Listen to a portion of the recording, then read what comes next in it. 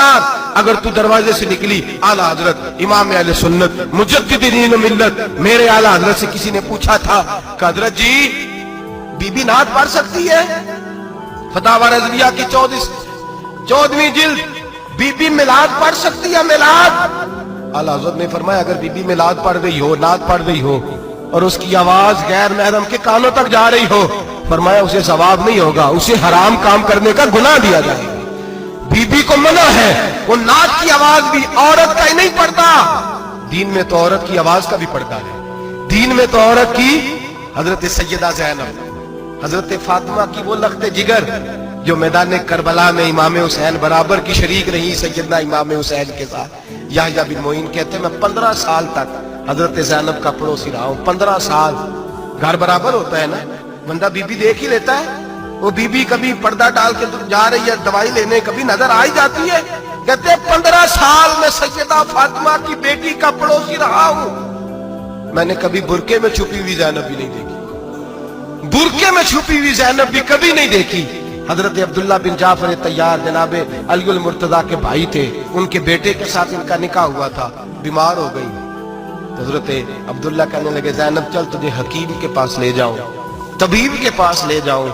तो हजरत ज़ैनब कहने लगी आप जाइए मेरा हाल बता के दवाई ले आइए।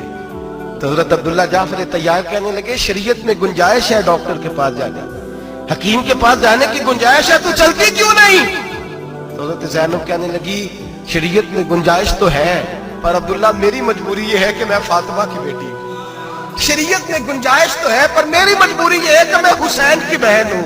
शरीयत में गुंजाइश है पर मैं हसन की बहन हूं।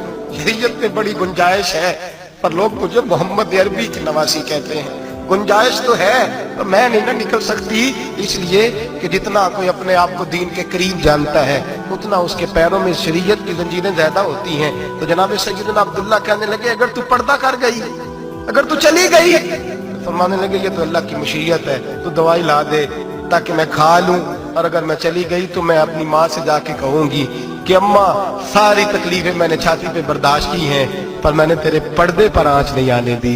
मेरे भाई ये उसवाए नूर है, ये उसवाए हसना है, ये हमें सिखाया जा रहा है। मेरे हबीब करीम की बीवियों का ये हाल था, बीवियों का अपने घर के आंगन में हजरत आयशा सिद्दीका, हजरत सौदा जनाब हफ्सा अपने सेन में जब बैठती थी ना तो दीवार की तरफ मुंह करके बैठती थी, दीवार के साथ लग के दीवार की तरफ।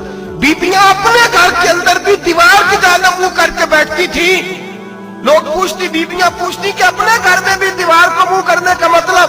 कहती हो सकता है कुछ छत पे चढ़े अचानक नजर पड़े, तो हम चाहती हैं फिर भी हमारा चेहरा नजर ना आए उसे, फिर भी हमारा चेहरा नजर, हम अपने घर के अंदर भी पाबंद रहती हैं कि हमारे चेहरे नजर ना आए। खुदा रा बड़े पैसे जिंदगी में लुटाए हैं, 1000 1500 बुरके पे भी खर्च करो, वो घर ले जाओ, वो अम्मा को भी दो, बहन को भी दो, बीवी को भी दो, उसको कोई ये पहन ले। इसलिए कि जब तो हजरत फातिमा के तरीके का पर्दा करेगी तो तेरे आंगन में सैयदा ज़ैनब की तरह की बेटियां पैदा होंगी, वो उस सुन्नत पे चलने वाली बेटियां तेरे आंगन में आएंगी। खुदारा मेरे भाई आज ये नियत करो, ये इरादा करो और अपने घरों को पर्दे का पाबंद बनाओ। अगर एक बेटी पर्दादार हो गई तो कई खानदान पर्दादार हो जाएंगे, अगर एक बेटी पर्दादार हो गई तो कई घराने संवरेंगे, कई जगह पे नूर फैलेगा। ऐ अर्श के मालिक, ऐ मेरे महबूब के खुदा, तुझे वास्ता है मेरे महबूब की बीवियों का और तुझे सदका हुजूर की शहजादियों का।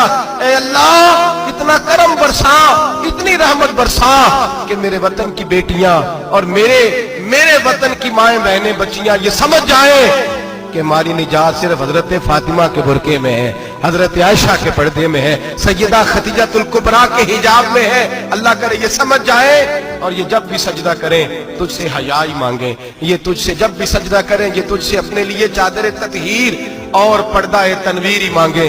अल्लाह करे मुझ बेअमल की मुंह से निकले हुए लफ्ज किसी के दिल में तासीर बन के उतरे और फिर दुनिया के अंदर ये रिवाज आम हो कि हर कोई पर्दा करे, हर कोई बापर्दा हो जाए। ऐ अल्लाह तू तासीर नाजिल फरमा, ऐ अल्लाह तू अमल की दौलत नाजिल फरमा, ऐ अल्लाह हमारी बेटियों को इज्जत की चादर अता फरमा।